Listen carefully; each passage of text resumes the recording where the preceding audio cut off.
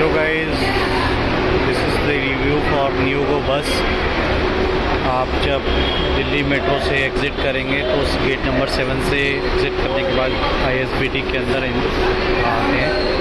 ISBT के अंदर आते ही लेफ़्ट साइड में स्टेयर्स हैं, वहाँ से आप नीचे उतरकर सीधा प्लेटफॉर्म नंबर 1 और 2 में आ जाएगा।